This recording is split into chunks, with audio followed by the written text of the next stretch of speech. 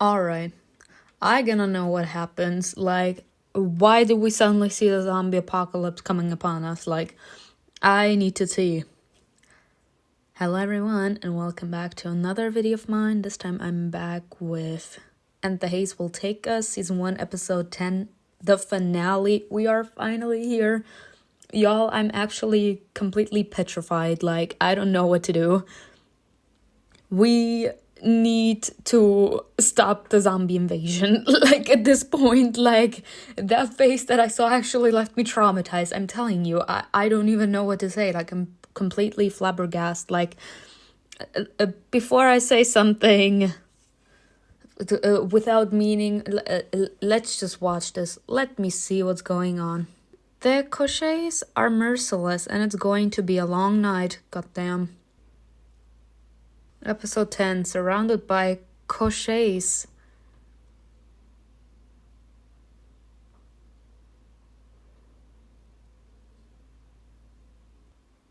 The priestess lay in bed, tucked in by Sienna's caring hand. Her wrinkled skin was thin like threadbare cloth. If there had been more light, one might have seen the thin blue veins that ran all over her body in rivulets. Oh my god. Is she okay? Her skin was reminiscent of thin linen fabric, its thread coarse and taut, allowing rays of sunlight to be seen between the strands. Such details reminded Simona of her own weaknesses and shortcomings. Simona had never seen the priestess so vulnerable. She'd forgotten the woman was not young, and that one day soon Mara would claim her. Ozar leaned against the wall, looking down at his feet. Poor him, like it's his grandmother. He listened to Sienna's tearful mumbling. The priestess let her granddaughter cry until her tears dried, then patted her hand and croaked in a squeaky voice dried like old bark. Oh, is she dying? Is she on her deathbed? I didn't quite get that. I thought that she was actually in some sort of coma state because she still hadn't actually recovered from the vision that she saw.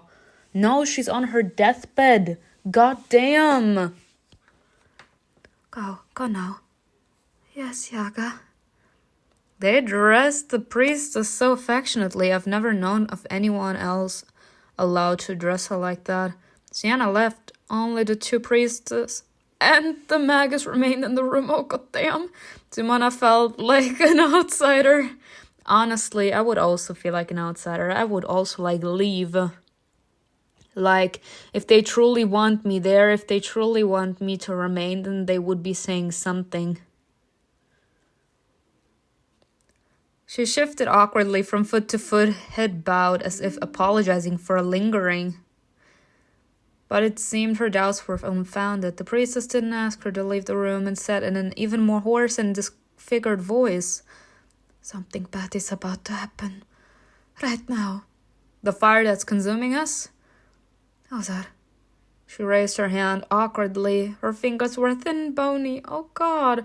Ozar sat down in front of her bed and tucked her hand between his palms. Poor him. "You can keep your voice down, Yaga.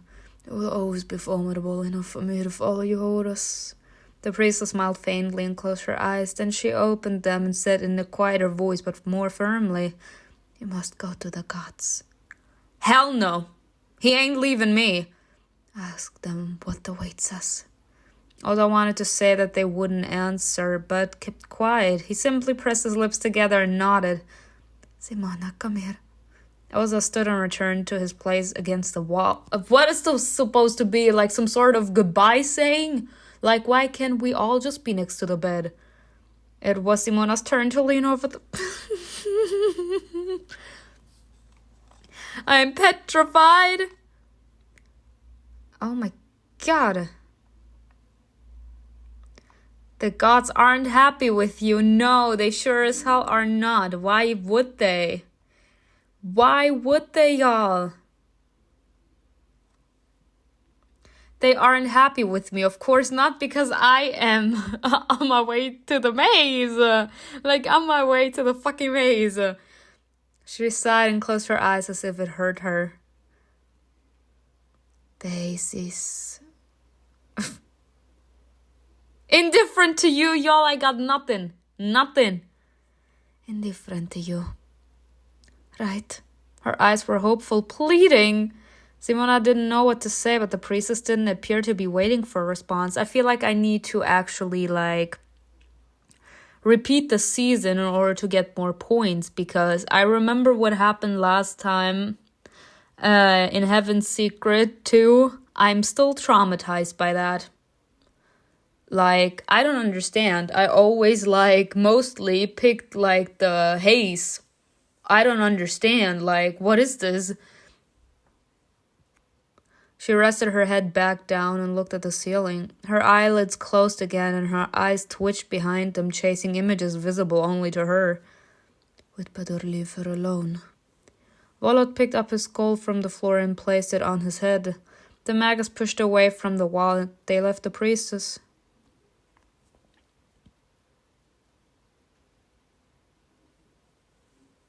Compared to the stillness of the priestess' home, it was noisy outside. People scurried in every direction, swarming like ants. Lock all your doors and windows. Don't forget about your amulets. Amid the chaos, a child had lost her mother and was screaming, hysterically choking on her tears. Dragan scooped her up in his arms and wiped her wet cheeks with awkward, rough movements. Don't cry. Where is your mother? The girl kept crying, unable to get enough air to speak. Oh, poor her. What's wrong? What's going on here?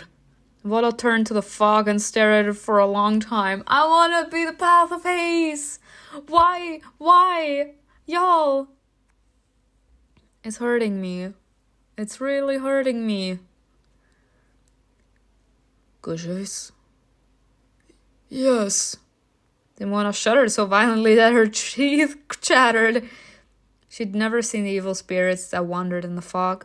Throughout her childhood, and even as she grew older, Simona had felt genuine horror at stories about the creatures more dead than alive. The zombies. Again, the zombie apocalypse is coming.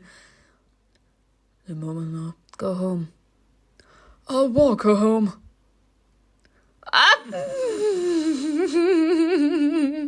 What the heck is all of this about?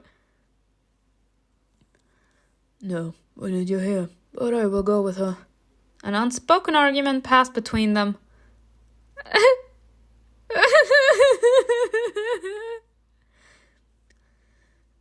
It's not far. We'll get there in no time. He did say in the last episode that he shouldn't get us involved, that he should leave us alone. I'm pretty sure that that's why he's looking at him as if he's crazy. Vodai's words eased the invisible tension. Volot surrendered with a nod. Be careful. Sure. Without you being around, of course. The bitch asses. Ozar nodded to Simona. Volot turned to her before leaving, but didn't say anything. She watched for a moment as they left. She was scared, but she hadn't sought their support and was surprised by their concern. Shall we go? As soon as Ozar and Volot were out of earshot, Simona asked, Vodai, do you have a family? A son and a granddaughter. He seemed surprised by her question, but kept urging her forward, carving their way through the crowd. Simona turned to the old priest. Then... honestly, go to them. You need to make sure that they're safe. But the magus ordered. And I tell you that I'm alright. It's alright. I can handle it. I'll run home. It's not far. No, that won't do. But I tried to pull her along, but Simona batted his hand away. Go, otherwise I won't budge. I'll throw you over my shoulder like a sack of potatoes. Right. I'll scream.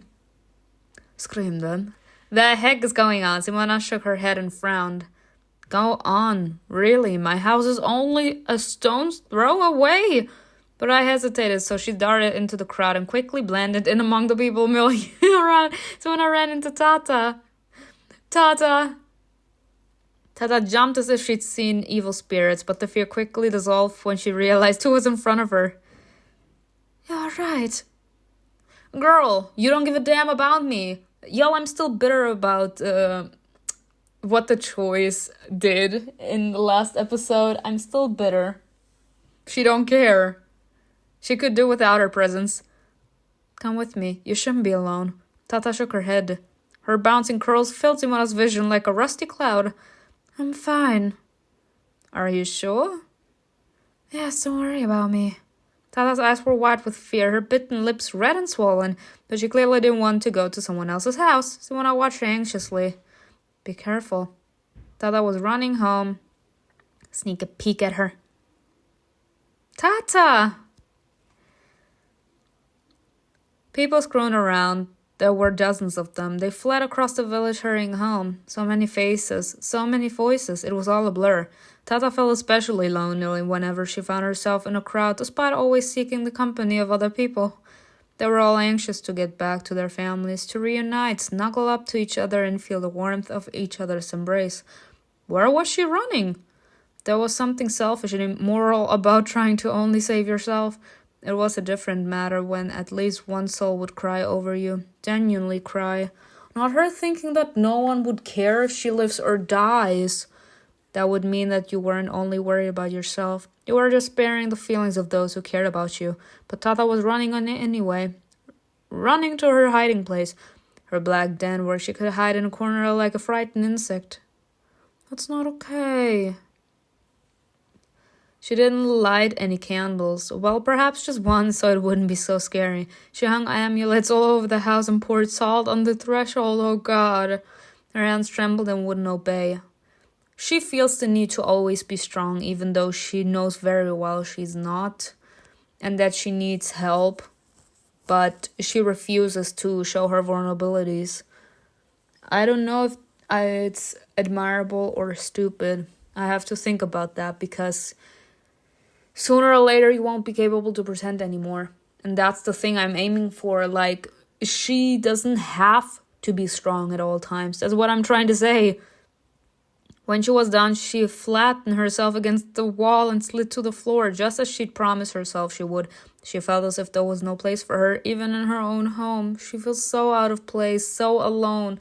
The only person that loved her wholeheartedly was murdered, and now she feels all alone. God. Her memory drifted to her grandmother. Her sharp gaze and tongue, but kind eyes and warm hands. No one knew where Baba Noura had gotten the red-haired girl. One morning, she'd simply stepped out onto the porch, clutching a newborn to her chest. When the others asked Noura where she'd gotten the baby, she had sworn she'd given birth, but no one believed her. Villagers said that a young woman had become pregnant by her lover and chosen to give her daughter to the old woman to raise. When Tata had first heard the rumors, she wandered around the village for a long time, searching for the same fairy curls. Occasionally, she met other red-haired people. She would study their faces, looking for a glimmer of love, shame, or regret, but she found nothing. The older Tata got, the more questions she asked her grandmother. Noura always kept silent, but while confined to her deathbed for days, she had confessed that she herself didn't know where Tata came from. She had never cared. She had always loved Tata's if she were her own. And then Noura had died, and Tata was left all alone. No one's girl. Bye. That's where her name comes from. Tata's no one's girl. Because technically she never had anyone, as in her parents, or more like her mother, didn't care what would happen to her. She just gave her up, never looked back, and probably bolted, as in trying to run away from the shame she would have created in the village, as in for her reputation. Left without looking back, not caring what it would do to her daughter. In the village, no one gave a damn about her. And her grandmother was the only one that truly cared, and now she left, so the only person that actually ever cared, that she had a connection to, someone that owned her and loved her like her own, died, so she literally had no one left. No one's girl. No one wants her. No one's around her. Damn. Tata tried to remember when and why people had started calling her that, but couldn't. Perhaps like wolves, they had sensed her fear and vulnerability, and whether by accident or design, struck to bright those weaknesses to the surface at every opportunity. Tata had needed to learn to be obedient and charming to lull the predators so the wolves would stop sniffing for her desires, to be loved, to belong. But it always ended the same way, with her sitting alone in the dark, trembling with fear and self-pity, and she was sick, almost physically sick, of her alienation, her loneliness, and her yearning to belong to someone. It's the sad thing. She's like, she just wants to belong to someone. She wants to be viewed as who she is, and not because the fact that she's alone in the village. She don't have parents, she don't have a grandmother, she doesn't have friends, like no one. She doesn't have or feel a connection to anyone in the village. This is so sad, and such a fucked up reputation to get. But the way she'd clung to Veria also made her sick, and how she'd been grieving for her, as if Veria had been more than just a friend like her family, and then Simona had come into her life. Ah, are we tapping into that too? She didn't know what to do about the feelings that Simona had awakened in her, and she was afraid of that building hope of the tension inside her, as if Tata would give herself up at any moment and plunge headlong into a new person. Yes, because she knows what it felt like to lose Veria, as in the one person that truly loved her and cared for her after her grandmother died. And now that we are slowly wrangling ourselves into her heart, she doesn't know what to do with it, so she prefers to remain at a safe distance, as in to close herself off from allowing us to step further into her heart, because she's scared of opening up. Because opening up to someone also means being open to the pain that that person could cause inside of you. She had to be careful. If Simona were there beside her, what would she do? Again, I don't need to say anything about the hug, right? Hug her. Tata needs you. Right. I'll actually believe it when I see it.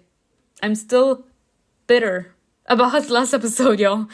A shadow passed by the window, pulling her from her self-flagellation. Tata flinched and jumped to her feet and peered through the closed shutters. She squinted one eye to better see what was happening outside. I'm scared.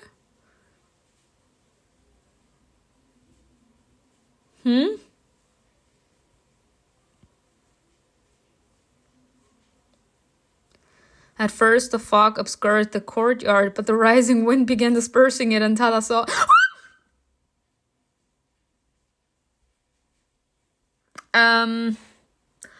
No. Fuck no. Again, zombie apocalypse. And the animation too? No. Yeah, no. I'm done. Y'all, I'm so sorry. I hope I didn't scare you. That thing actually scared me. The pale tall figure in no hurry, as if warning the people. Oh, goddamn it, God. Normally I'm all into blue eyes, but those eyes creep me the fuck out. It was slowly walking across the courtyard, its blind eyes gleaming in the twilight. Kyioshei. I cannot, y'all. Can it see us? Can it see her? They're already here. Nah!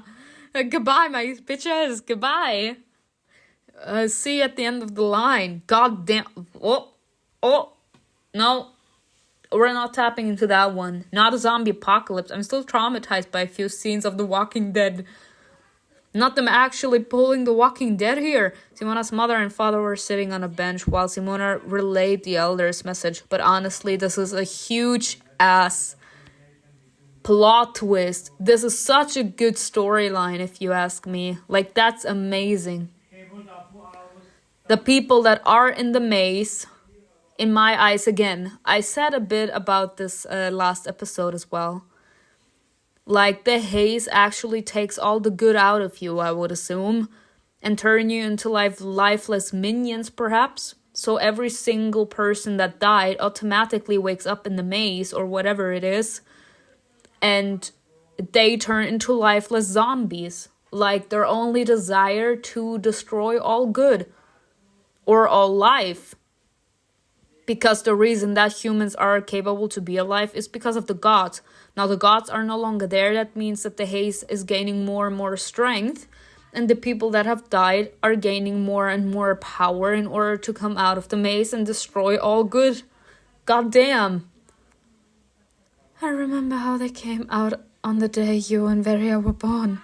She pressed her hand to her mouth, muffling her already strangled voice. I was so scared. I was afraid that Kyioshei would get to you. We should hang some amulets against them.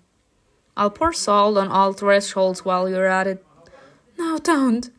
Veria must be among them. She'll want to come home. We have to let her in. No, she dead, ma'am. Simona exchanged glances with her father. Their eyes shone with despair. How is it possible that no matter what option in this episode I'm trying to choose, I never have enough points? It's dangerous. The fear you have another daughter. Think about them. Veria won't touch them. Are you serious? Is she dumb? Her father shook his head and got up without saying another word. Don't do this. Are you dumb? She is dead, bitch. She is dead. You've lost your mind. Thank you. At least someone who has sense. She is dead, ma'am. I understand she's in denial and all of that, but she's willing to actually sacrifice all of them to see Veria. Veria is your daughter. Yes, I agree. And she didn't deserve the fate that she got, but she is dead. She's in the world of the dead. There's a reason why all of them are scared of those Kyosheis, or whichever way you call them. I'm sorry if I'm pronouncing it wrong. He began laying out the amulet, sprinkling the threshold with salt. Her mother watched everything tight-lipped, her eyes burning defiantly.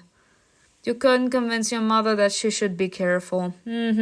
Yeah, I can't do shit in the story, because now I'm pretty much convinced that now they're gonna be asking, like, for a choice that you need in order, like, to use your compassion points. And since I mostly always use defiant points, what can I tell you? I'm not gonna be capable to get that either. Like, this is some huge-ass bullshit. And I was sleeping upstairs. She might have been the only one able to sleep that night. Simona's mother had started cooking, as she always did when she was upset or scared. It was how she escaped her bitter reality, hiding in a cocon of endless chores that had suddenly become very important. Simona sat on a bench, leaning her head wearily against the wall. Scrapping and shuffling sounds reverberated through the boards. The Kyioshei roamed around the house like hawks circling to get to their prey. Ugh. Simona's heavy eyelids drifted shut, but when her head slipped on the wall, she woke with a start. Go to bed. Why are you sitting here? That was enough. What about you? I'll keep an eye on your mother. Go on. Simona kissed her parents and went up to her bedroom. God damn. Like, imagine looking down and you see, like, I don't know, let's say 50 zombies all around your house, not saying a damn thing, but looking like they want to eat you, and like, oh. The window beacon her to look outside, but she didn't dare. No. She wasn't afraid of the Kyioshei. She was afraid of seeing her sister among them. After removing her clothes, Yumuna felt relieved. She was grateful to slip into peaceful emptiness, trusting that by morning the Kyioshei would have left the village. I don't think so, buddy. She woke to the touch of cold fingers. What? The caress left her cheek numb, her skin begging for warmth. Simona half opened her eyes and almost groaned when she realized that the endless night wasn't over yet. And then she saw Vera! No. Don't tell me her mother was that kind of a bitch. She was that kind of a bitch. The second, perhaps, that the father dozed off, she actually removed those stones. Oh, that mother. Honestly, she should go outside with the Kyosheis. Let's see if they teach her a lesson. Like, come on now. She didn't even flinch. She blinked a few times and continued looking at her dead sister sitting on the edge of the bed. Oh, not today, my good sis, not today. Hello. She didn't even look like a Kyioshei. Instead of a white, bloodless body, Veria looked almost transparent, like thin handkerchief held to the light. Am I dreaming? Uh-huh. Did you miss me? so much. I missed you too.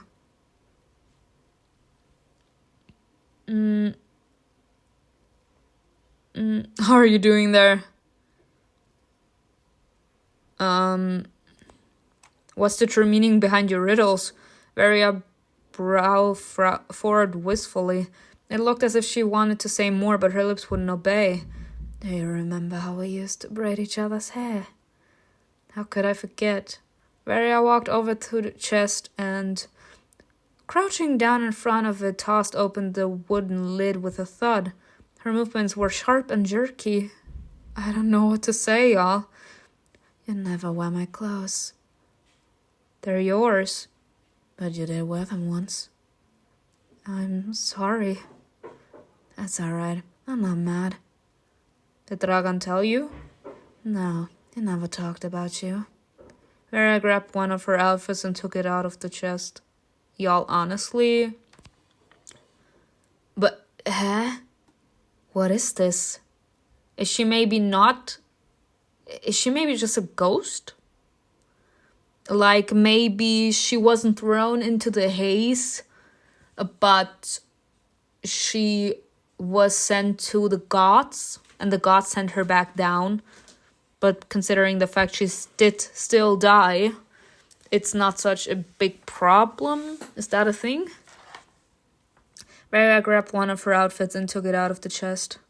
She's transcendent. How can she pick up something that belongs to our world? Try it on. I don't want to. You do. A smile froze on her face. Simona decided not to argue and accept the dress she held out. Y'all, I don't know what to do. Ooh.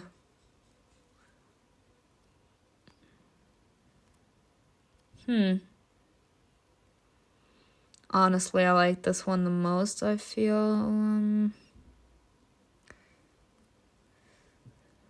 Magic Forest.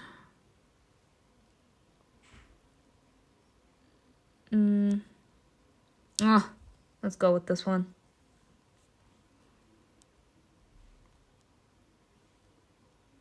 No, let's go. Simona spun in front of her sister, but grew increasingly suspicious. Do you like it? You've always been so beautiful. Why are you doing this? Varia half closed her eyes and then continued, her voice thick with false cheer. Where did you hide my comb? It's with you.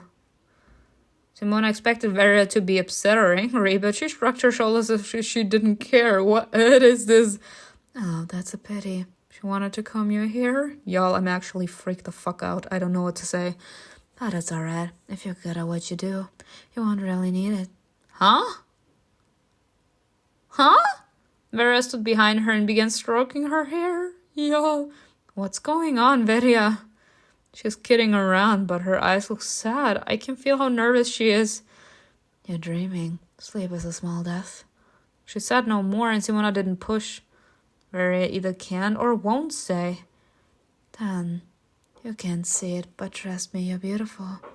Your lips and cheeks are glowing with health. Your heart is beating. I can hear it. Your hair is silky and shines in the light. You're alive. Vera smiled as if apologizing for saying it aloud. I need to make her voice extremely low because she's not alive anymore. So in my eyes, I feel like this is like a ghost speaking out of her sister's body for being dead.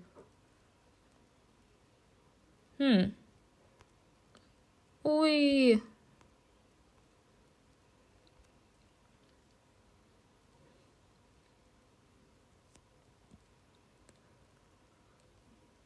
Varia. Her voice trembled with tears. Varia rose on her tiptoes, but then dropped back down and hurriedly turned around as if she were about to cry too. Let's go. Go where? I won't be able to talk to you anymore. It takes a lot out of her. I won't be able to see me like this anymore. What are you talking about? Let's go. Varia took her hand and tugged her along. Simona didn't resist.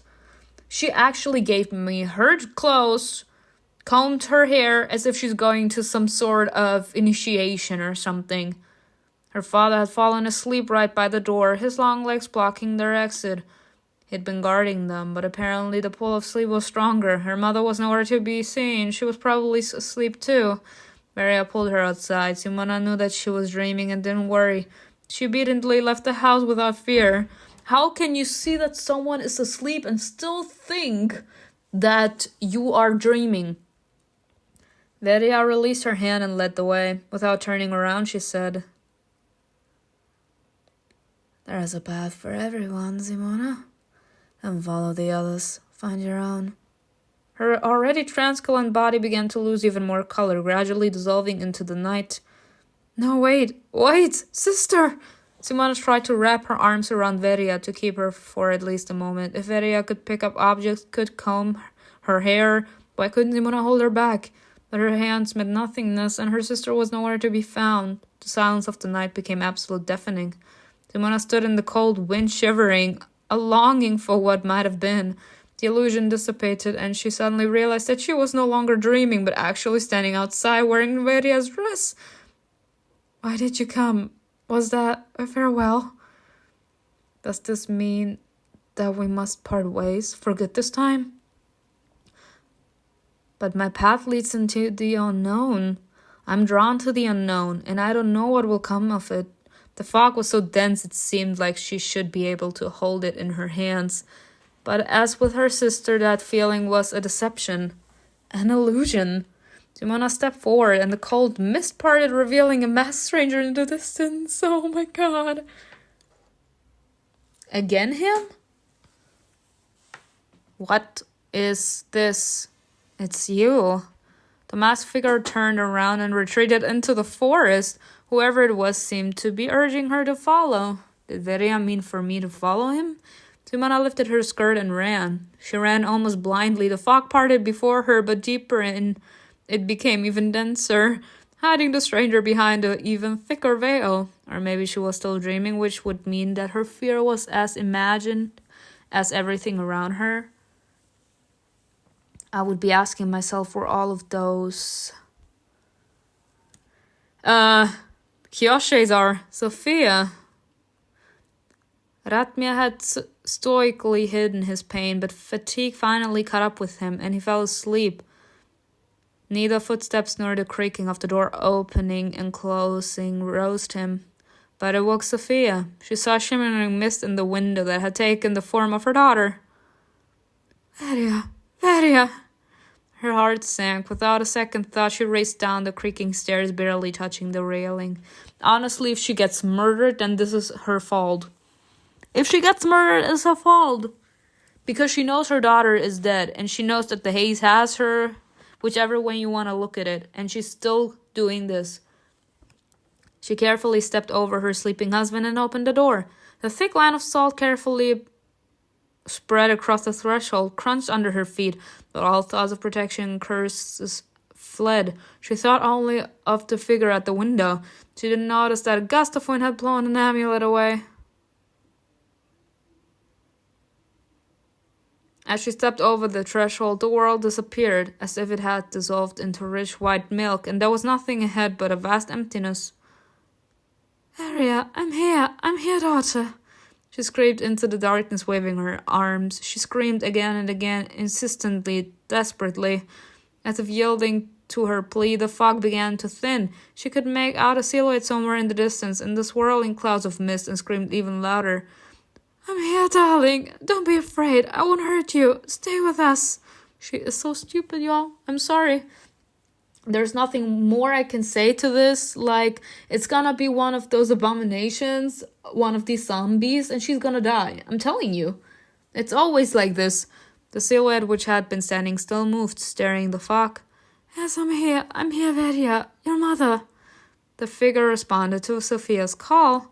The silhouette came closer, and with each passing moment, its outline sharpened and clarified. Come on.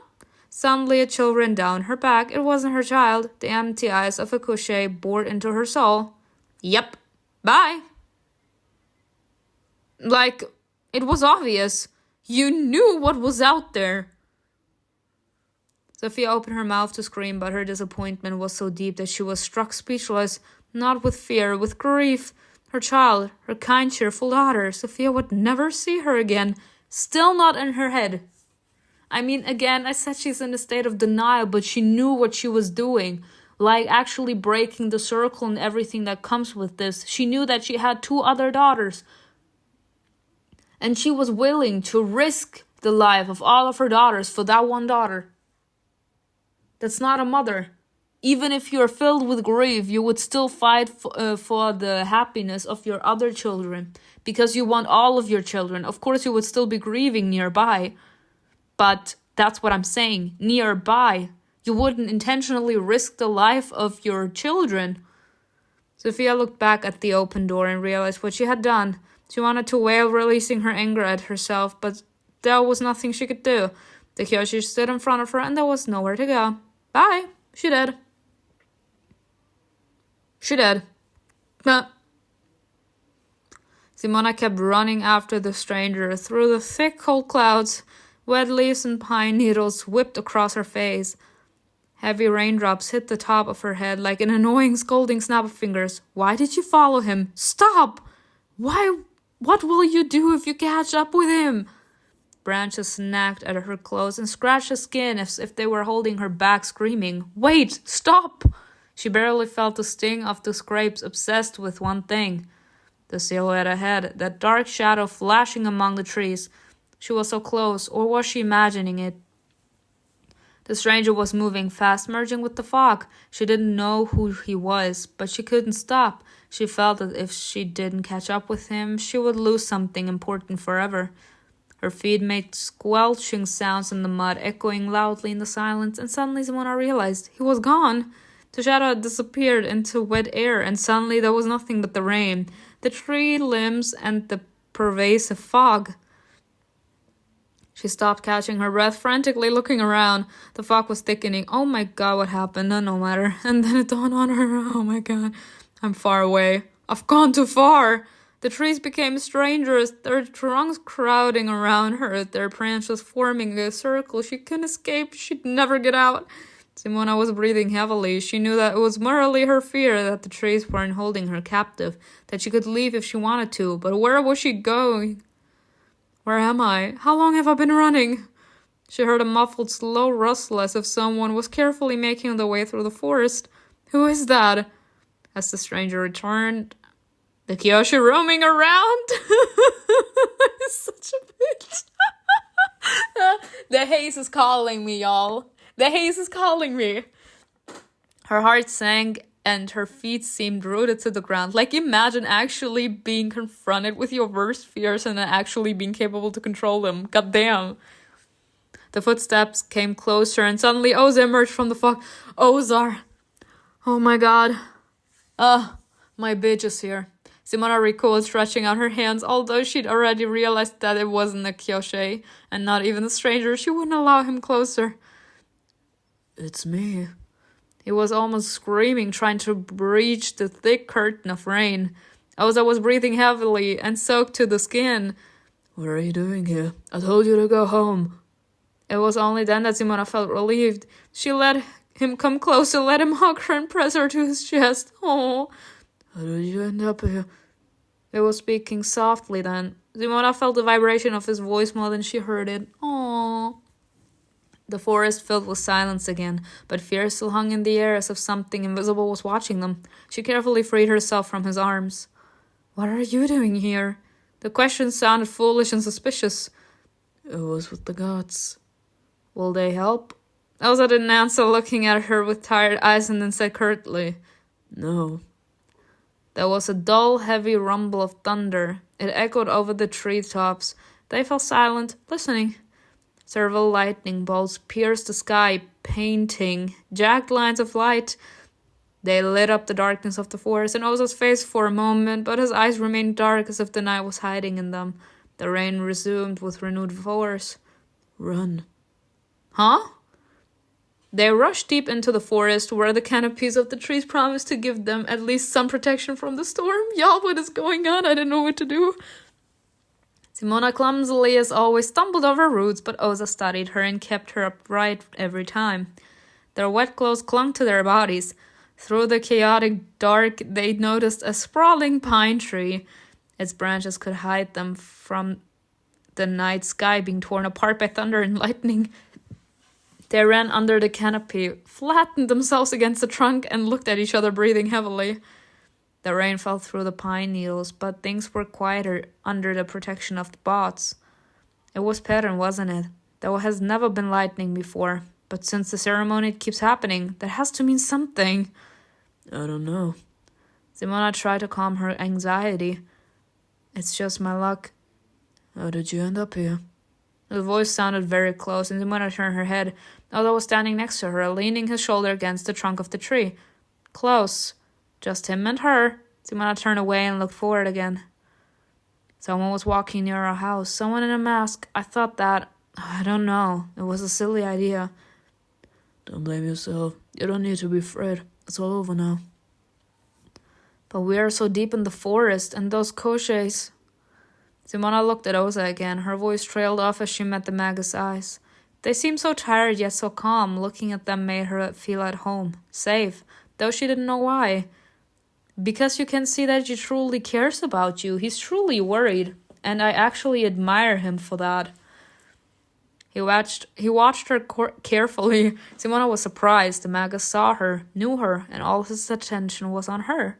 She wished he would never look away, but she immediately quieted herself for having such foolish thoughts. Why? His eyes were infinitely weary, but kind, even charming. Ozar blinked slowly and smiled softly, almost innocently. We can stay here, wait until the rain stops. His voice was low and thick as honey. Let's stay. Why not? Let's stay here. Stay was a simple word, yet there was something forbidden about it. The way her voice dropped to a whisper as she said it gave it another meaning. Ozar could guess that meaning, and even if it wasn't what she said, he could imagine it. The Magus leaned toward her. His hand casually touched her shoulder. Simona held her breath at the light touch, even though she could barely feel it through her damn clothes. She felt his warmth next to her, felt his presence with her whole body, but both soothing and disquieting. She should have pulled away, but she couldn't. She didn't want to go. Don't look at me like that. He narrowed his eyes as if trying to read her mind. Like what? Really, it's like you're suspicious of me. Did I do something wrong? No. Then why? They talk quietly despite the sound of the heavy downpour. I think it's so cute though. He's like, why are you always looking at me suspiciously? Like, if anything, I'm always the one showing that I truly care, that I worry, that I want you to be safe. Like, why am I always the one being looked at with such suspicion? They had to stand close together to hear one another, almost whispering directly into each other's lips. Because you're pretending. You act like this with all women. Like what? He threw the question back at her. Honestly, this is a little ridiculous coming from her. Honestly, it is. Because, if anything, we only saw the two women that we've seen when we first went to the Magus' house. Or more like to the priestess. He has never been with a woman. If we would see him with a different woman every single day, then I would understand if she has like this worry. But she's like, you're with different women every single day. Like, you're like this with every woman you meet. I'm nothing special. When have we ever seen this man with many women? Like they're special. Do you think I'm pretending when I talk to you? His finger slid to her face and gently wiped away a raindrop. He took his time. Each word had to hit the right spot, like skipping a stone over water, sending out ripples. I won't hide the fact that I talk to women. His smile was just a corner of his lips, but his eyes remained serious. Do you really think I'm lying to them, giving them false hope? Do you think I'm trying to seem better than I really am with you? Who knows? You tell me. You keep on saying that I misjudge you, but if you just admitted to me that you talk to many women. What is this between us? What is this? Ozar paused as if he was thinking about what he'd said. Do you feel special with me? Yes, I mean, no. Simona pursed her lips, frowned. Ozar smiled openly now. Of course, you caught me. Why run away from what you did? Why run away from what you want? Even if it's wrong, even if I'm not worthy. We do not settle for lower standards. We have high standards, so we're gonna remain with high standards. He told Ozar, looking for answers to his questions on her face. Maybe you'll regret it, but if you run away, will you regret it more? Partially, he's right. I would rather regret doing something that I want rather than regretting that I wasn't confident enough to go for it. His words were like a spider's web, alluring and seductive, but Simona didn't lose her head. She looked into his eyes, warily but with dignity, as if she knew his game and the rules and wouldn't give him full power. She didn't answer. She just stood there, not moving, and his smile widened a little. He clearly enjoyed her silence, her stubbornness. Challenge lit up Ozar's eyes.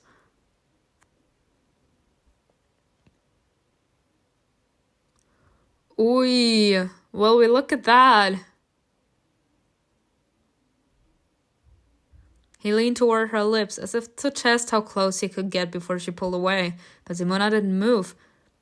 She stood there, feeling her heart pounding in her chest and his warm breath mingling with hers. Their lips almost touched. He froze. Ozar pulled away just a little, enough to look into her eyes to see what she really wanted. Simona parted her lips, involuntarily surprised at how stubbornly her body refused to reject his advances.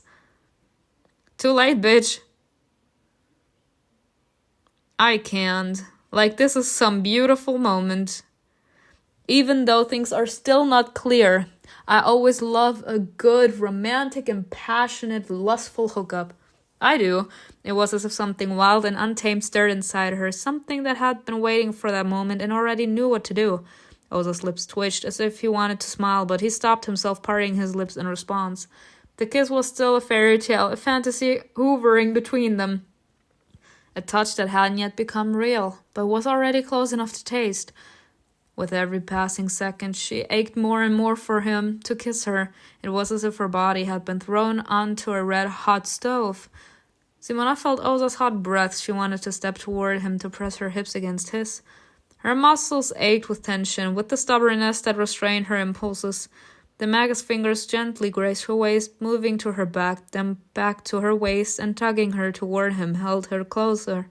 A moan almost escaped her lips, but she held it back, allowing herself just one sigh. For the first time, Simona saw the mask slip from Ozar's face. A flash of passion appeared briefly in his eyes.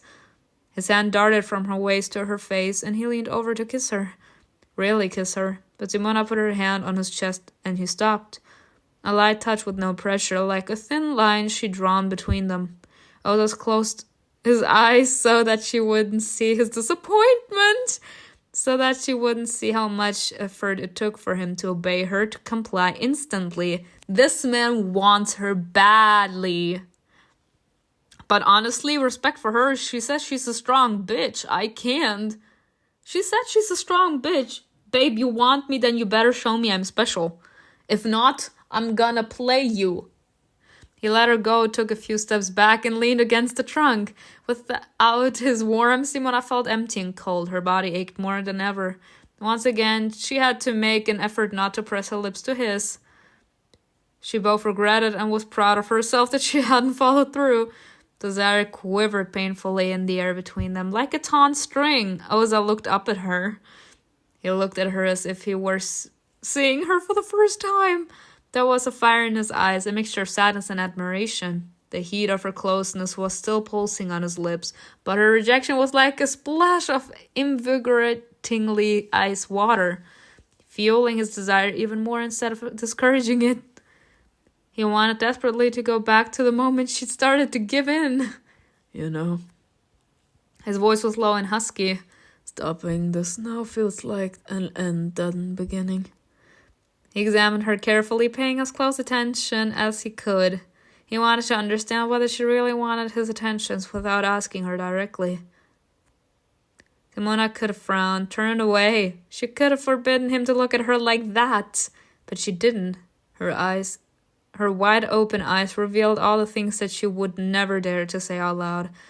And then Ozar smiled. From now on, your relation won't be the same. The downpour suddenly stopped.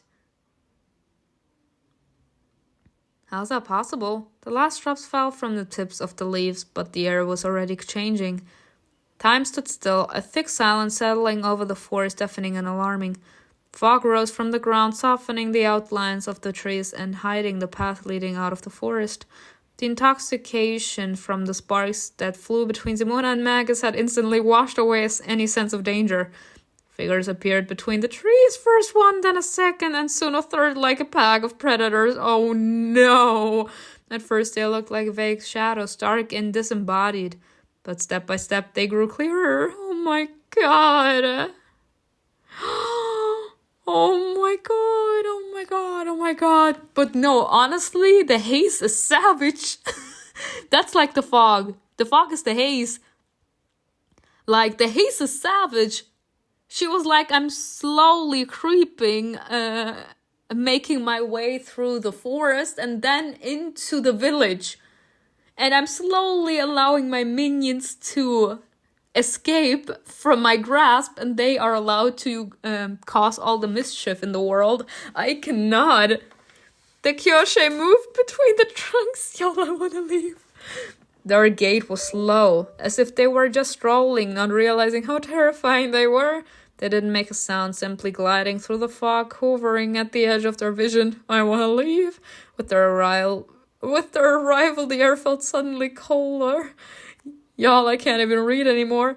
Even the trees froze in fear. Their roots spread over the ground like claws, as if trying to grab the Kyoshei's legs to stop them, but were too afraid to move.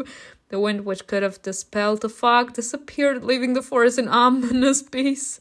Ozar took her hand and turned her around. Run! His hand was almost scalding hot. Run, don't stop.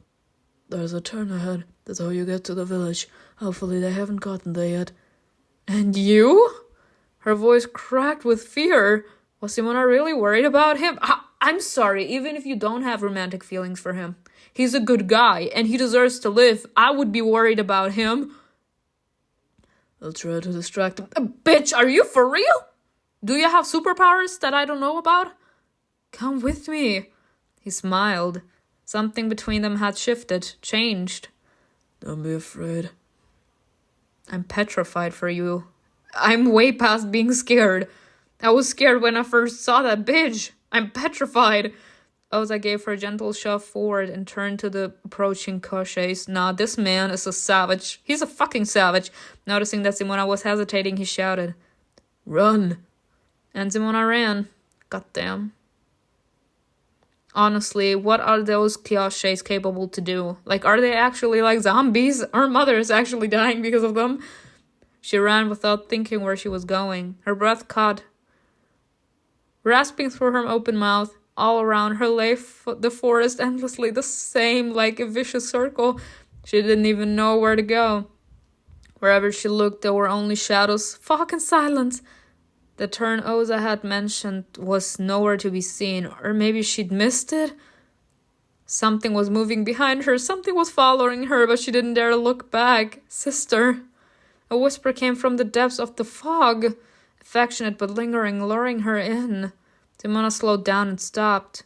Veria? What do you want? At this point, what do you want? Like, there are so many bitches around. First you left me, and now all of a sudden I hear your voice again. What you want? She glanced wildly around the trees, but there in the fog, there was nothing but flickering shadows. I'm jumping at the window. Something was wrong. Now you realize that?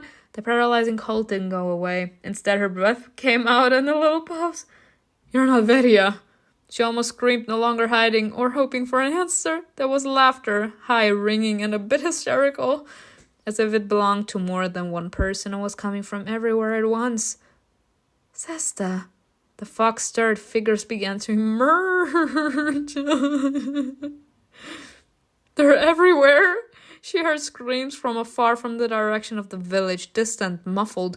Simona backed away cautiously. She knew where to go, but didn't dare to run, afraid to attract the Kyoshei's attention. What would you want to do? You want to crawl? But when she took another step, a twig snapped treacherously under her foot, cutting through the silence. One of the Kyioshei stopped and looked at her.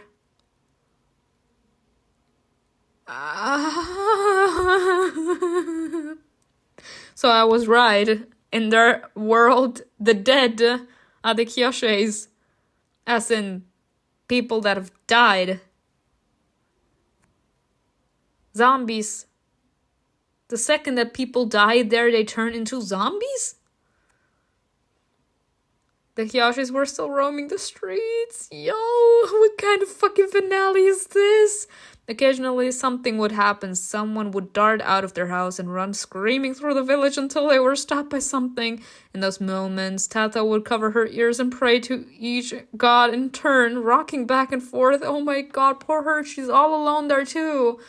Loneliness and terror ate away at her. She wanted to be next to someone, feel their warmth. She wanted to dance with them, sing to them, show them some kindness and get some in return, just a tiny bit. Minutes passed by slowly, as if time had stopped and everything was an illusion. Y'all, I don't know what to do. I'm actually trembling. The sun had died once. What if it never rose again? Oh my god. Something rattled and scraped against the roof. Tata looked up to where a hole had formed during the winter. Kyioshei was standing on the roof! My apologies. Now they can climb too. They can climb too. Looking into the house through the narrow opening, its cold, roofless eyes gleamed in the dim light. The Kyioshei was in a hurry, like he knew that time was on his side, that sooner or later everyone would end up in his dead arms. Tata cried out in terror and rushed to the door. The thought occurred to her that the same thing must have happened to others. The Kyosheis lured people outside where there were no amulets and no salt, only fog and endless darkness. But it was too late. Tata was already standing in the middle of the courtyard, looking at the open door of her house. Oh god. Don't tell me she's gonna die too. God, spare me. The Kyioshei wasn't on the roof. He'd gotten inside after all. She had nowhere to run. I'm sorry, weren't those amulets supposed to protect the people of the village from Kyosheis to come inside? She was still haunted by the sight of the Kyioshei, as if it had crept into her life hundreds of times. Tata didn't know which was worse, to go back inside or stay outside where her nightmares could suddenly emerge from the darkness. No one's good. For the first time, Tata was glad to hear Vlas shout. He was running, pale, sweaty, and just as scared as she was. Instead of her usual disgust, she felt relieved. Vlas! He grabbed her wrists and dragged her toward the house. Are you out of your mind? Do you have a death wish? No, there's a Kyioshei inside. Vlas stopped, swallowed hard, and said reluctantly, without even trying to put on a brave face. I'll check it out. What if he drags you away? He'll drag me away. So what? Was going to cry for me? He didn't see Tata's expression change. Vlas didn't want pity or sympathy, as he had neither for himself. Damn. Tata stayed in the doorway. When Vlas disappeared into the darkness of the house, she felt a wave of cold come over her. Only a few moments passed before fear managed to scratch at her throat, torment her heart, and test her nerves. What if something happened to him?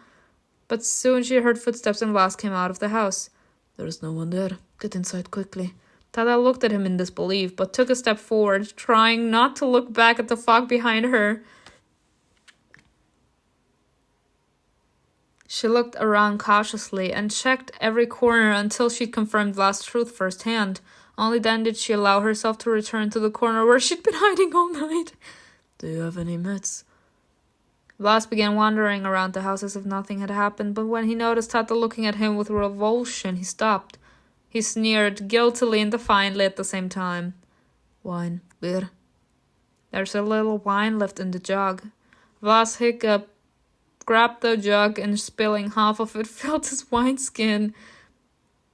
Then he sat down on the floor in front of Tata. She watched him take a sip, then asked, What were you doing outside? Why weren't you hiding? Why weren't you?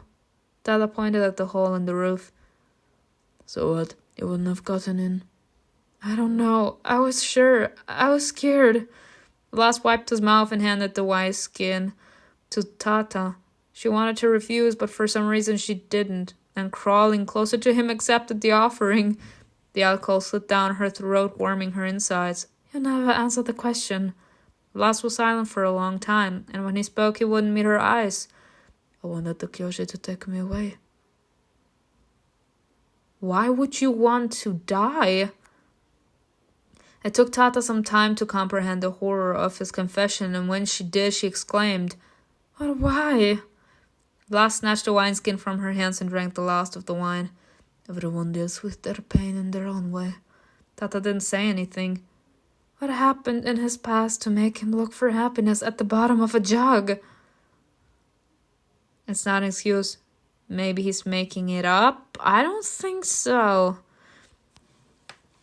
Oh God, I need to go with one path, even though I'm gonna tell you what I would have done. Does he feel lonely too? I would have taken that. I don't think he's making up. It's not an excuse. We're gonna go with this one because we believe in life. It's not an excuse. You can't just kill yourself. Weren't you with your lover? Tata felt renewed rage toward Vlas. She's not my lover. I didn't even say her name. You didn't have to. And yet, where is she? Why isn't she with you? Tata didn't say anything. What could she possibly say? Simona didn't owe her anything. Surely Tata was like a ghost drifting through her life. I mean, we did tell her we wanted her to come with us. She refused. Like, she can't pinpoint this at us. We were like, come on with us. Sienna. The priestess had recovered somewhat and was sitting on a bench leaning on her cane. Sienna stayed at the window keeping watch for Ozar. Can you see him? No. Then look outside, he'll come. How can I not look? The Kyioshei drag away the lost, but most often they lure people out of their homes. They have a lot of tricks. There's something about them that clouds the mind, you know. Yes, priestess. They awaken something within us, something bad, something desperate. Do you understand, Sienna? The priestess leaned on her cane, but her weakened body was too heavy. Her hands were shaking, rocking her cane from side to side. When she finally managed to get up, she shuffled over to her granddaughter to close the shutters. But Sienna suddenly jumped up, rushed across the room, and almost knocking the priestess over, charged out of the house. Wait, Sienna. Sienna fearlessly entered a world where the living dead roamed, where the jug wandered like a sovereign ruler, and it was hard to tell the haze from reality. Kyioshei was standing in the distance. He stood facing away from Sienna, but she still felt him luring her in, like the silent singing of mavakas. Mila stood in front of the Kyioshei with a glazed, helpless look in her eyes. Mila! When Sienna heard her own voice, the spell broke and she realized that she'd left the house. Oh no, what have I done? The Kyioshei answered her call and turned to her, forgetting about Mila. Oh, Mylan! He's actually dead, y'all. I hate this, because he deserved more. Mila screamed as if she'd only just realized what was happening to her. She dashed off and soon disappeared behind the black curtain of night. Mylan began moving towards Sienna, forgetting that a moment earlier he'd almost possessed a different victim.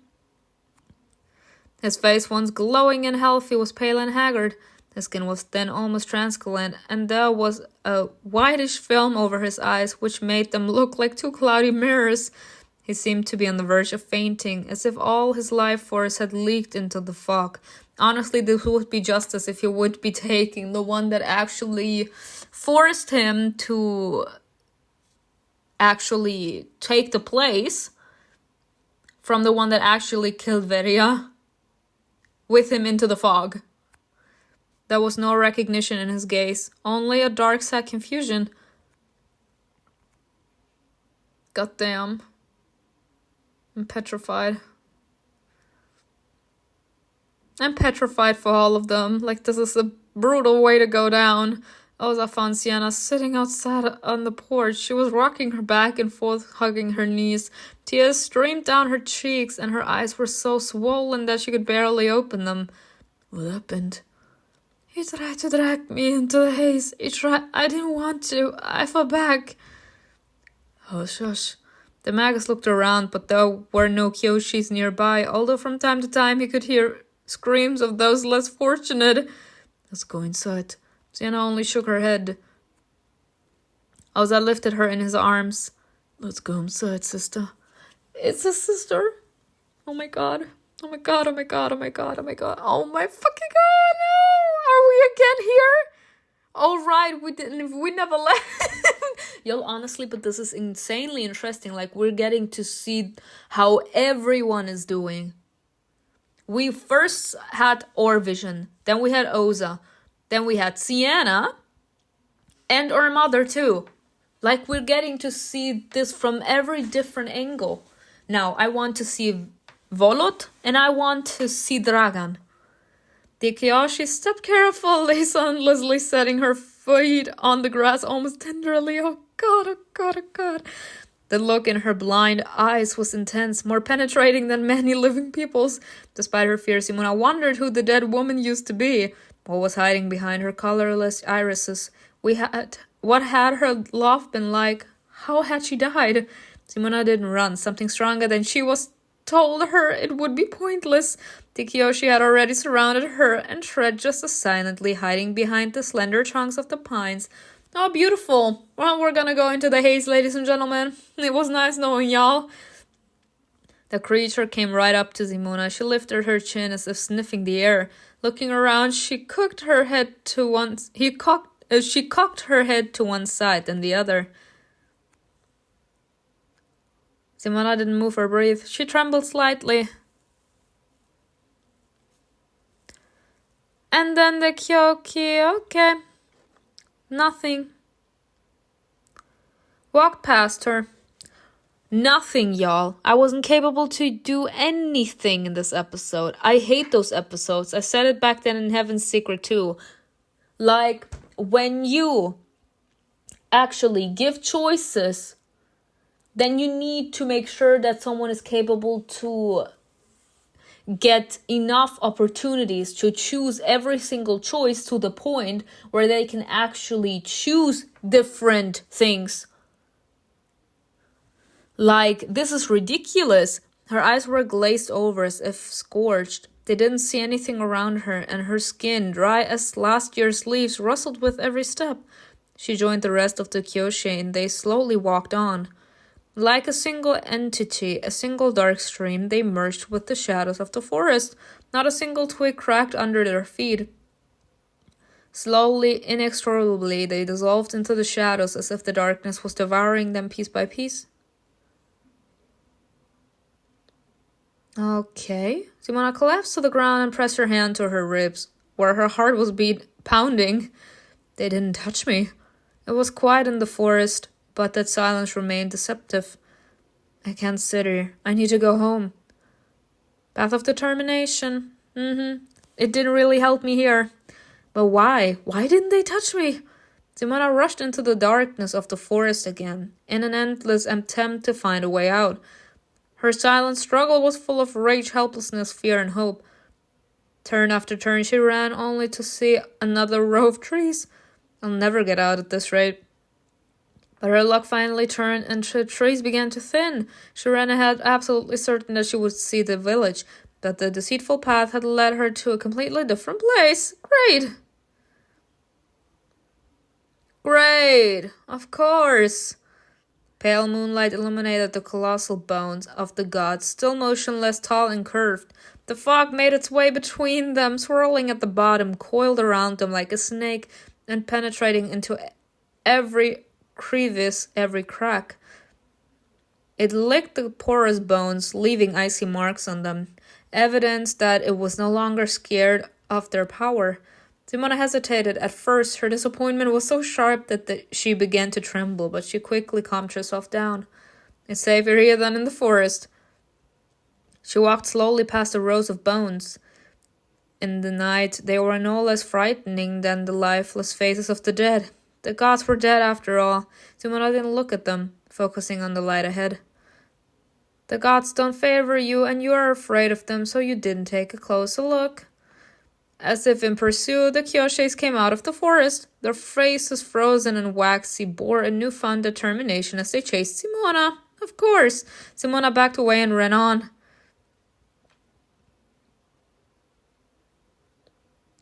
By only one light battled the darkness, the fire at the remains of Perrin.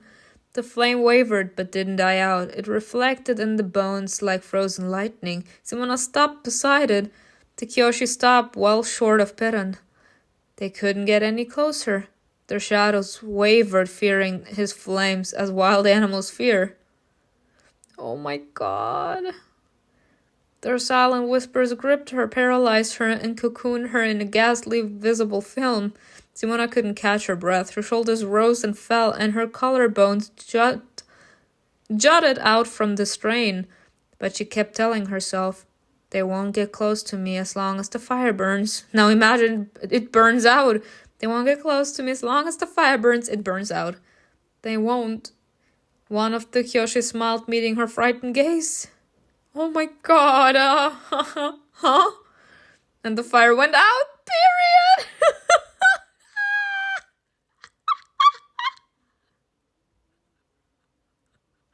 Oh my goodness gracious. As long as the fire burns, but the fire is supposed to protect the villages. They weren't willing to protect us. Because we're like more in favor of the haze, you see, first off. Second off, Ozar went to pray to the gods, and they told him that they wouldn't help. So that means, why would this god actually still allow his light to burn for us? The life-saving fire went out, and the Kyioshei took a step forward, crossing an invisible line. They were in no hurry, just like before, absolutely confident that Simona couldn't hide from them, like death, which never hurried because it knew that no one could outwit it. Their gnarled, sickly hands reached for her hair, her wrists, the folds of her dress. Their fingers grabbed everything they could reach with a vice-like grip. Simona felt like a rat caught by the tail, desperately flailing its paws in the air, as if it could help her escape. Let me go! Honestly, this situation is so fucked up. Like, either we're extremely incompetent, or the gods / the haze more is playing tricks on us. The second that they saw us, they will not let go of us. She screamed and struggled, but the silent figures remained indifferent. One of the Kyioshei grabbed her hair in his fist with a ruthless, precise movement and dragged her along. Simona fell to the ground. She struggled, trying to cling to the pits and holes in the ground, scratching with her numb fingers, but the Kyioshei could not be deterred. He dragged her along, disturbing the soil with her body. His muscles bludged under his cracked skin, writhing like worms. He refused to release her. Help! Oh god, they're gonna drag us into the maze. Oh! Neither the gods nor the haze helped you. Of course they wouldn't. Like, I got nothing. I'm nothing. I'm nothing, y'all. Apparently, I hate this game. I hate this game. Like, you actually gain points like it's not enough for them, so nothing helps you in the story. No matter what happens. That's why I'm a fan of gem choices. Stop that, man. SIRIN's hoarse voice echoed in the air. The wind carried it across the clearing, robbing it of the sharpness and volume. Simona could have cried. SIRIN, help me. She was ashamed and sorry that she was so weak, so ignorant, that she couldn't help herself. SIRIN was holding a long, twisted candle, black as the night. The flame danced, illuminating her stern face. That's why we do not actually have faith in the gods and the haze. We have trust in the living. SIRIN pulled out a bundle of herbs and, whispering a prayer, lit the tip. The fire rose and the smoke, black and heavy, billowed toward the Kyioshei, wrapping around his pale body. The Kyioshei released Simona's hair. SIRIN walked ahead like a deadly ghost. Her gaze, empty and devoid of mercy, was fixed on the one who had dared to disturb the peace of the living. Before Simona could crawl away, the Kyioshei let out a guttural, keening groan and backed away into the fog's embrace.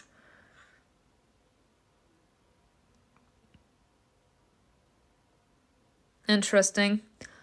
Are you alright? They're gone, for now. Simona grabbed SIRIN's outstretched hands and pressed her forehead against them. Thank you, thank you.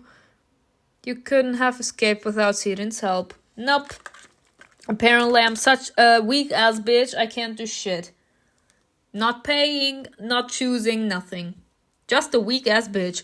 With the Kyoshis gone, the tension suddenly snapped like a broken thread. Simona sat down on the bench, on the ground to catch her breath. SIRIN.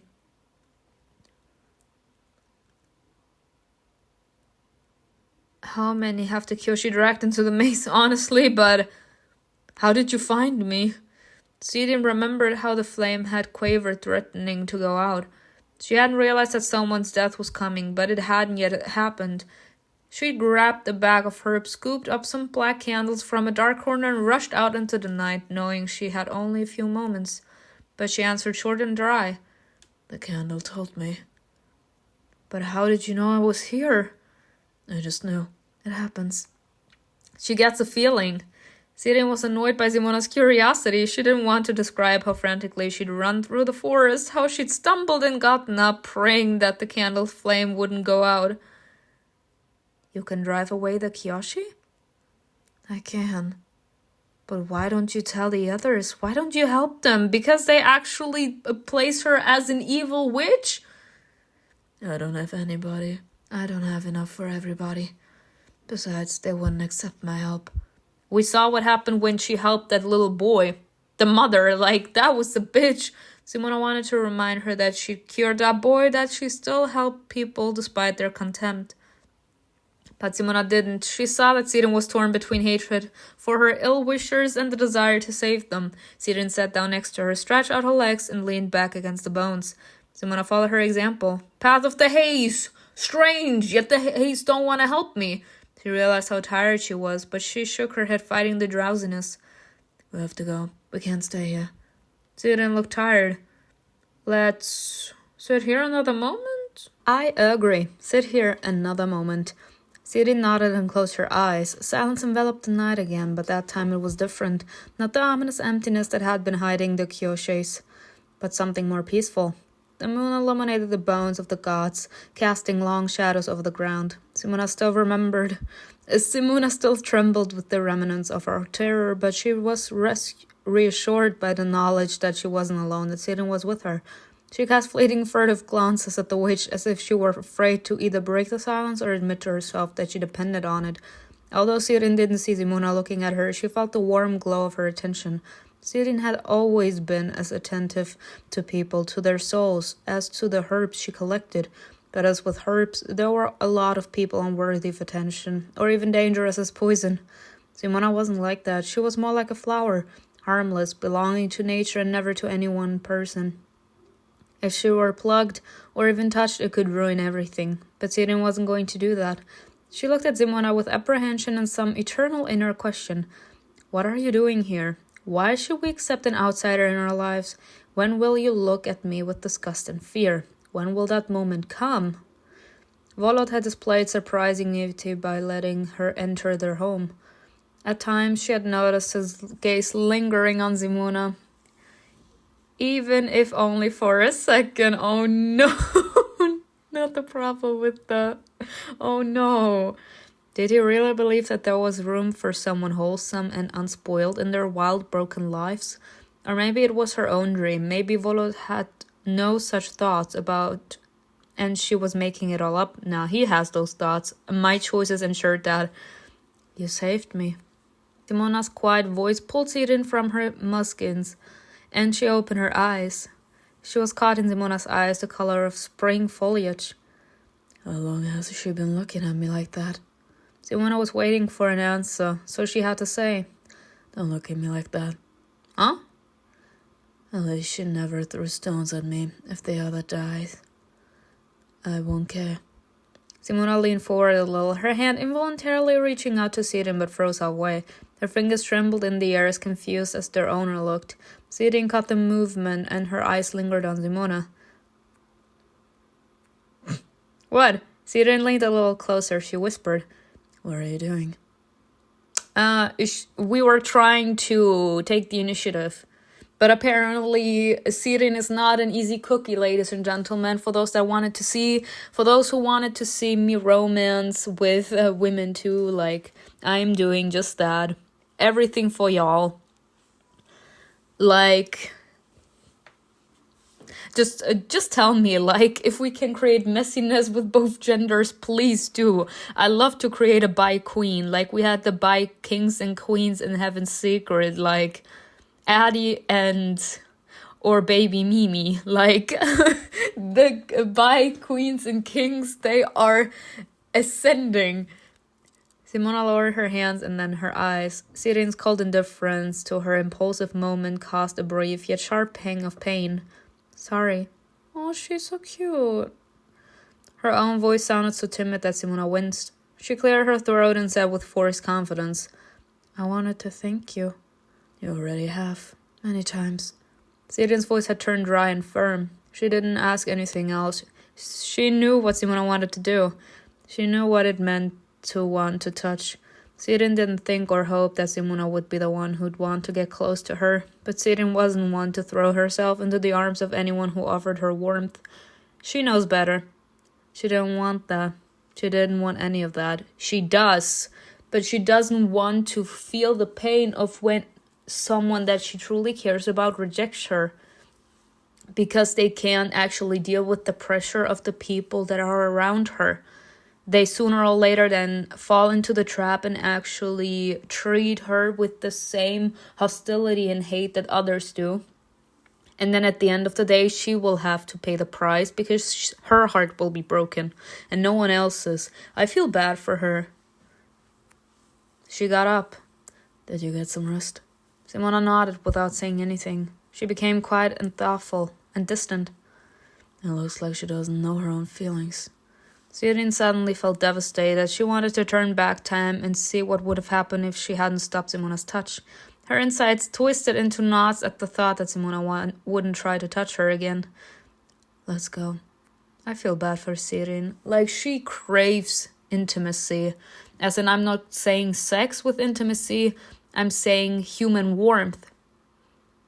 You actually never getting the opportunity to be close to any human actually makes you become inaccessible for intimacy, like hugs or warm words. Your voice never actually takes upon any other emotion than coldness, and that's sad.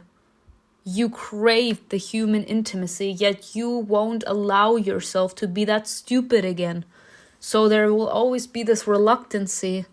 She doesn't deserve that. She turned around and hurried into the forest so that she wouldn't have to think about what had happened.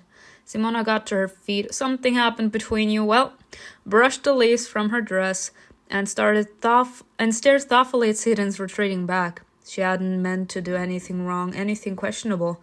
Maybe there had been too much warmth in her eyes or gestures. She couldn't have imagined that her actions would hurt SIRIN. Before SIRIN disappeared behind the tree, Simona hurried to catch up with her and those thoughts. She'd think about it later. They moved swiftly through the forest like shadows, elusive and silent, but they didn't reach the village. SIRIN stopped, seeming to sense something in the depths of the forest. Is alone. Who? SIRIN couldn't conceal her fear. There was neither energy nor time for that. What are you talking about? Without replying, the witch veered off the path and rushed into the darkness, taking out a black candle. Huh? No. Not Volot. They weren't far from the village. From their position on the hill, they could see the tops of houses and hear screams, shrill but strangled, resigned to their fate. The fog kept spreading, covering the ground with a dark shroud. No. Volot was kneeling in the center of the silent grey mist. His eyes were closed, and next to him lay his skull, its two black holes looking forward as if able to see for the priest. The skull wasn't meant for the dead, but for the living. Kyioshei's had gathered around Volot. God damn. They stood waiting for him to move, but didn't come closer, didn't dare. SIRIN held out her hand, stopping Simona from daring to interrupt their silent struggle. What is he doing? Volot raised his head and looked at the frozen, petrified evil spirits. Is Volot the king? Apparently so. I mean, they're siblings. Maybe he's also capable, to have some sort of power over them. Hold up. This man always goes into the fog. And he comes out unharmed. Is he perhaps immune against the Haze's influence? Is he the Haze's chosen one? I'll ask you again. Where is it? I know you can speak. Oh my god. You spoke to my mother. You spoke to me when I was a child. Don't you remember? Oh my god. So they keep on coming back there's a specific rhythm. They come, I don't know, every 10 years they come out of the fog. His power was full of rage and power. Despite how intimidating the priest always seemed, Simona didn't know that he could speak like that. The Kyosheis were silent and motionless. Only their tattered clothes rustled in the wind. Answer me. Where is the well? The well? Me. Actually me. What does that mean, the well? What well? There was a well in Ozar's stream. I was walking toward it. What does that mean? SIRIN and Simona were silent, but the Kyioshei sensed their presence. A few of them turned around, followed by the rest.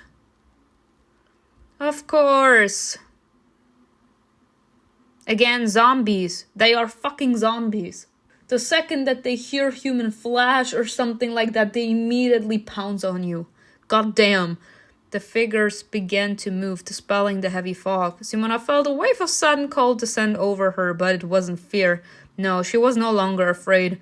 When SIRIN had appeared at the edge of the forest like a vision from her dreams, when she saved Simona from the clutches of the fog, Simona had realized that she needed to become braver. Her weakness, her ignorance, her fears could ruin others. She had to learn to save herself. Kyioshei stretched out his hand to her.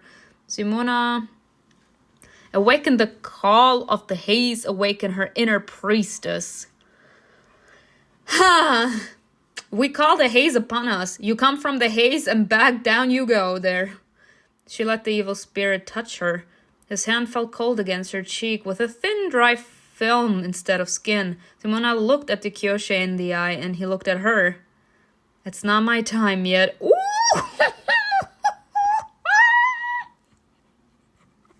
Yes, let's go. We can command them. Let's go.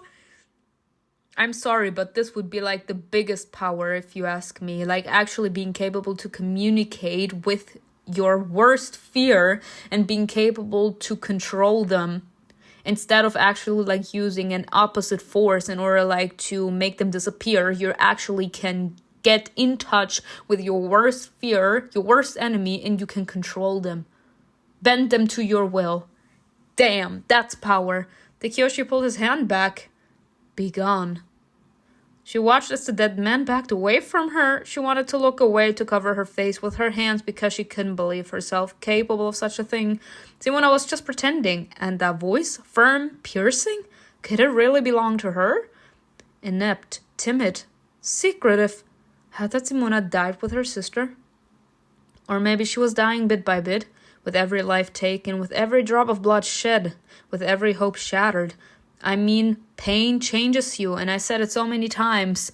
Most of the time I said it during serious Malbonte moments, and a lot of times during Song of the Crimson Nile. Pain changes you, because when you are born, you are full of hope, and the more negativity you have to absorb, the more your hope diminishes. So the pain you go through, they don't only toughen you up, they also heighten your tolerance to pain because you're used to worse. So when something awful that used to traumatize you in the past comes up again in your life, you're not traumatized anymore. You're just perhaps shocked for a little while, or you don't even flinch because you're used to worse. You get used to the pain. It becomes like a constant thing in your life, like that high tolerance to pain. That's why you don't feel pain then for specific things when you're still healing. The other Kyioshei stopped, noticing that something about her had changed, that they couldn't approach her any longer, but they could still reach SIRIN. You do not touch her. With a sliver of kindling wood, SIRIN lit her candle again, enveloping them in black smoke and shouting prayers. But there were so many Kyosheis. Even more emerged from the fog, their featureless faces staring at her. SIRIN drew her dagger from her bosom and, speaking scared, the sacred words defended herself. She banished her blade, but the bony, lacerated hands kept reaching for her. Volot saw he couldn't wait any longer. Wait for what? His gaze turned sharp, and his eyes blazed fiercely. He knew it was time. With one swift motion, he took out his dagger, a twin to SIRIN's, and driving its tip into his palm, he slashed from the base of his fingers to his wrist. The scarlet drops seemed to be on fire. As soon as they hit the ground, they hissed, as if coming to life. The Kyioshei froze. They smelled blood. Again. Oh my god. Nah, this is a different kind of enemies to lovers sort of trope when it comes to us and Volot. He's actually like the follower of the gods, and I'm like the controller of the Haze. God, I can't. No, honestly, Volot slay me, king. Volot began to pray, saying the words through gritted teeth, growling like a wolf. You who hold the earth, whose gaze penetrates the darkness, I call upon you, great Veles. Oh my god. The bodies of the Kyosheis trembled. They curled up, groaned, and hissed in response. Clutching their heads, gnashing their teeth, they began to retreat, returning to the fog. Without mercy. This man had no fucking chill. SIRIN threw her dagger to the ground. Stubborn, foolish. SIRIN's voice was calm, as was her face. It was as if she couldn't or didn't want to express her feelings. She can't. But the priest understood her. Volot ripped a strip of fabric off his cloak and bandaged the wound. Simona hesitated when he looked at her. It was such an openly prickly look. Why are you here? Why aren't you home? For the same reason you are here. Volot touched the amulets around his neck and said, We need to go back. To help. He lifted the skull but didn't put it on his head. They walked down to the village. SIRIN frowned, thinking about something. Volot also looked thoughtful. He kept clenching and unclenching one of the charms. Why do you wear a lunula? But just to put it in here as well so that you understand what I'm thinking right now. Like, we were bringing animal sacrifices in the last 2 episodes. Like in episode 8, we were bringing animal sacrifices. And everyone was thinking in order to bring power to the gods, there needed to happen a human sacrifice, as in human blood spilled. So when we actually saw the picture with Volot like standing on the ground and then one of the gods in the background, that was because of the human blood sacrifice. He was capable to gift a little bit of power through his blood sacrifice, and that's when the god helped him out in order to get rid of those abominations. Volot dropped his hand away and pressed it to his hip, as if it were hard to restrain himself from clasping the amulet again. SIRIN narrowed her eyes at him. She wondered if the priest would share his secret with the stranger. He spoke, sounding astonished by his own words. Albeit reluctantly and without disclosing much detail, he said, It was my mother's. Oh my god. Simona was silent. She wanted to know more, but she didn't demand that he continue. An image of a woman flashed before Volot's eyes, a sight that hadn't disturbed his nights for a long time. When he'd been young, still hopelessly clinging to the memory of his parents, their ghosts had visited him in moments of loneliness. Or maybe he'd imagined everything? Regardless, Volot remembered the night he'd lost them. The night that determined his future path and character. That night had left him no choice, and he didn't resist. Oh my god, he had been 10. Oh my god, not the background. This is creepy as fuck, y'all. The Kyosheis had come out of the fog, and by then there were constant screams outside. They scattered in the night like ragged whips of pain.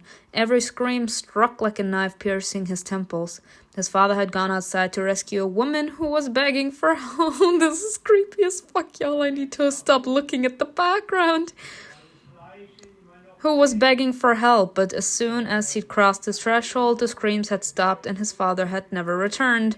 His mother had tried to be brave, tried to hide her horror behind a trembling smile, but her eyes, Volot would never forget her eyes, had looked at him with horrible despair, such inhuman, utter despair that had been afraid when his mother looked at him. And then the fog had seemed to make its way into their house. It shaded their memories with a thin veil, hiding the most terrible details, dulling the pain, the agony, and the tormenting guilt. Goddamn, he was left all alone. Volot didn't remember how the Kyioshei had ended up in their house. He only remembered the sickly blue-veined foot that had crossed their threshold. He remembered his mother's sobs and screams as she had fallen to her knees and begged the Kyioshei to take her away. Take her away and spare her son. And was it even possible? The Kyioshei had agreed. He'd heard a gruel, so be it. And then his mother had kissed Volot on the forehead and given him her amulet. Wow. So she sacrificed herself for her son.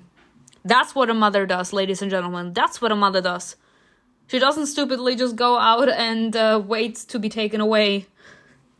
I'm being a little harsh on our mother, but in my eyes, a mother needs to think about all of her children, not just the one. And yes, maybe she was in an extremely vulnerable situation because of what had happened with her other daughter, but she needed to think about what she's doing. Like, she doesn't just have one daughter, she has 3. Like, thinking that you could see your other daughter for one last time, of course it would be tempting, but she knew that she was dead, so even if she would see her, it wouldn't really be her. She'd wanted to say more to him, but her eyes had said it all. He'd wanted to stop her, but for some reason he hadn't moved. His fingers, very small, had squeezed the lunula until the metal crunched. Oh. The Kyioshei had gone up to him and touched his forehead and spoken again in that otherworldly voice. Hear it. And Volot heard. He heard the call of the Haze, felt his inviolability and evil spirit's fear. What? But the sound of his mother's sobs had been stronger. That was why Volot hadn't listened to the quiet whispers. He remained relentless in his hatred of the Haze. Oh God. You've learned a little more about Volot. Your relationship has improved. Oh, he's gonna hate us. He's gonna fucking hate us if we have a connection with the Haze. The Haze is what took his mother away. Of course he would have some resentment. Volot didn't say another word. And so they reached the village. Goddamn. Oh my god. Completely surrounded by abominations, by those fucking zombies. But they were greeted by a haunting sight. A crowd of Kyosheis weaved through the village. Their gaunt figures floated between the shabby houses. I'm sorry. Maybe I'm just stupid. But if this happens, on a specific time, every single year, I don't know, every 10 years, why do they stay near the fog? Why don't they move? Why don't they leave? This happens every 10 years that the fog releases all of their inhabitants and they drag, I don't know, a specific number of villagers back into the haze so that the haze can become stronger and they stay next to it. Are you serious? The Kyosheis didn't follow a straight path. They wandered, walking in circles among the deserted farmsteads as if they were looking for something they had once lost. Somewhere in the distance, in the depths of the fog, faint screams could be heard, almost like echoes, the lingering sounds of those who couldn't escape. The screams grew fainter and fainter as they receded. Of course, they were being dragged into the maze. The village was deserted. No candles' flames burned, no fabric rustled, only the ghostly silhouette of the Kyosheis remained. Volot lowered the skull to the ground and took out his dagger. Whatever happens, make your way forward and try to enter the nearest house. The question mark? And now they're upset.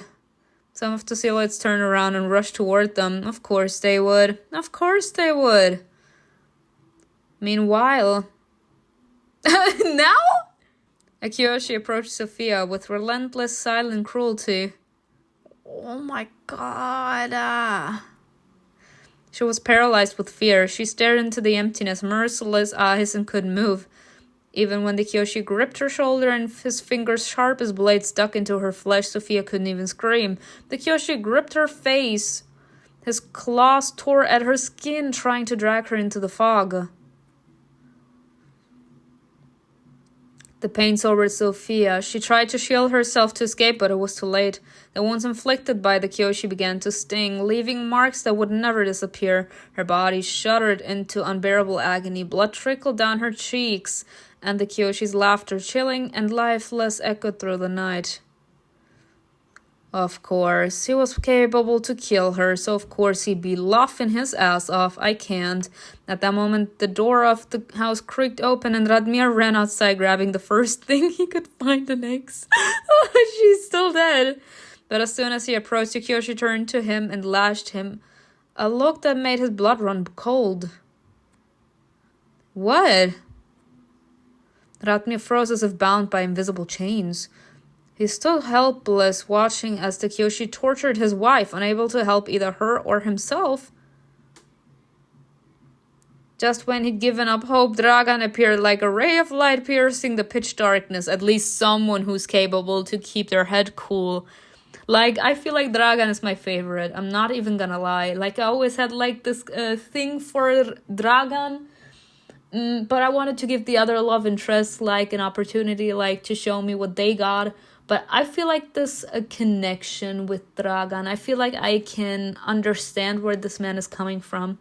And that's when I'm capable actually to create a connection with the character. I feel more connected to this man. Because this man, no matter how tormented or how fragile this man is on the inside, he will never ever let it appear to the outside. He will always remain a fighting spirit. And even though he can't show it, he will always try his best to actually look out for you. He may not always use the best words to make you see that he cares, but the second that he sees that you're in a vulnerable position, he will also become vulnerable with you, because he can't stand to see you in a vulnerable position. So with the right people, he will actually be capable to open up and to show you how pure this man actually is. But it's not difficult for him to actually be numb, because of all the pain and all the things that he's been through.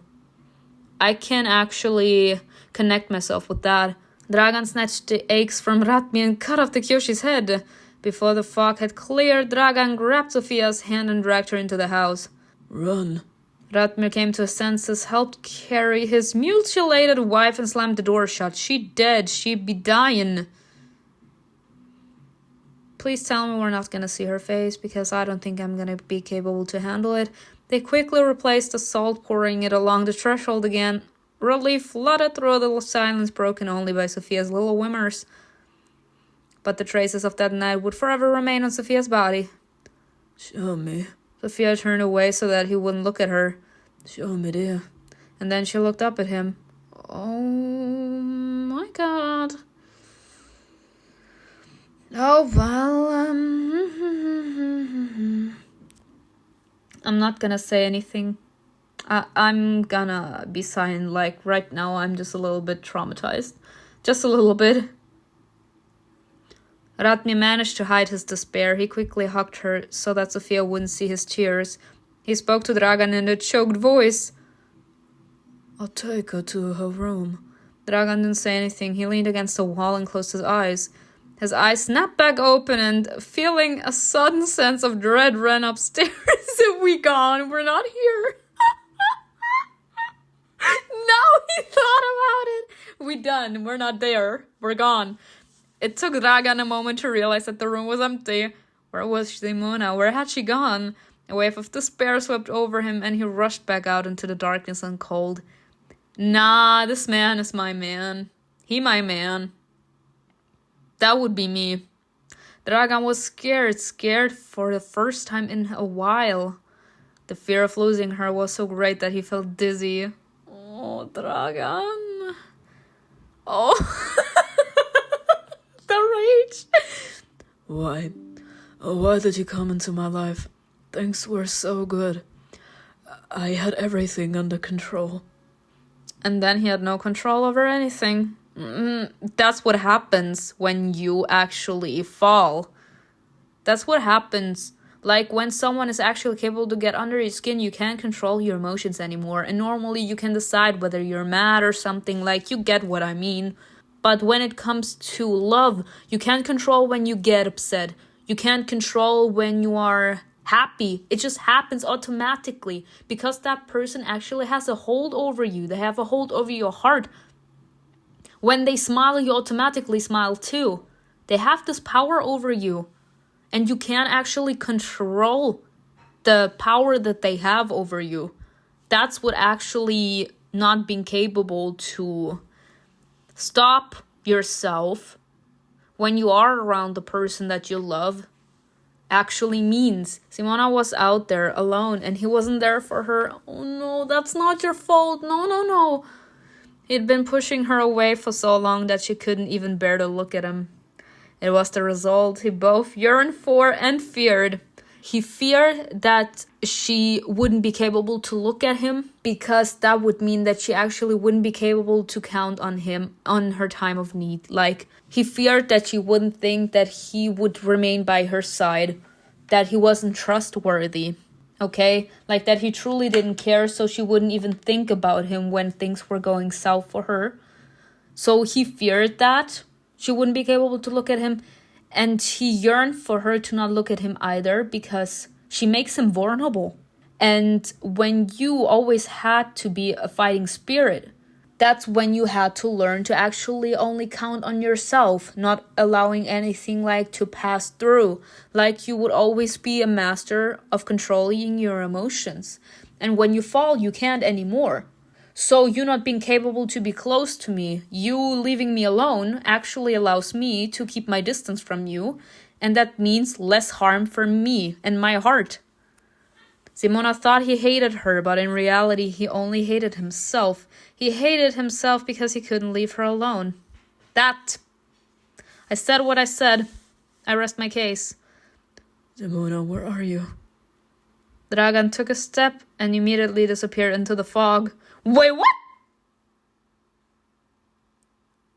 Please tell me he's not actually in the fog. Please tell me he did not actually just die. Simona was on her last legs, hacking at the Kyioshei with Volot's dagger. Her exhausted hands refused to obey, and her breath came in short, painful gasps. There were more and more Kyioshei. They came out of the darkness from the very heart of the invisible danger. There were so many of them that it seemed that each strike of the dagger only offered a brief reprieve. Dozens of new Kyioshei rose in place of one defeated. Volot was all fire and movement. He worked to clear a path for himself and SIRIN, paving the way to the nearest house step by step. Clenching her teeth, Simona kept fighting back, though every blow sent a flash of pain through her hands. The Kyioshis no longer shun Volot. They have become angrier and more dangerous. The nearer to dawn, the harder they try to drag us into the maze. But why? As if to confirm her guess, the fog thickened around her. The Kyioshis surrounded her, forming a circle so tight she couldn't escape. She couldn't even turn around. Talk to them? You can actually do that? Clutching the weapon in her hand, Simona spoke to them, stalling for time. Why did you come here? They stopped, as if considering her question. Simona sensed rather than heard that there was a force in her voice that they reluctantly obeyed. Ties? The dead dragged her towards the fog. They were getting closer to her face, soundlessly moving their mouths. Simona saw Volot and SIRIN trying to reach her, but the Kyioshis surrounded them, clustered tightly around them. Is this really the end? And then, as if dispelling an airy illusion, a figure stepped out of the fog. Wait, what? What? Oh, right. Not a Kyioshei, but a man. Hello, sir. As he walked, the dead parted before him as if his appearance had forced them to admit they were powerless before him. What? What? Who are you? A blindfold fell away from his eyes, and Simona saw that they were full of sadness. He held out his hand to her and said, You're glowing. You called me, didn't you? Huh? I called who? I called who? Was he talking to me? He sure as hell could not have been talking to me. But oh well, what can we say? This finale was bangers. Honestly, I'm so excited for the next season. Well, what can I tell you? I really hope it comes out fast. I know that the update just came out, but come on now. I need it. Just keep in mind, like, this meme from SpongeBob. I need it. Okay. But oh well. I hope you enjoyed this video with me. Tell me in the comments below what you think was best, and I will see you in another video. Bye.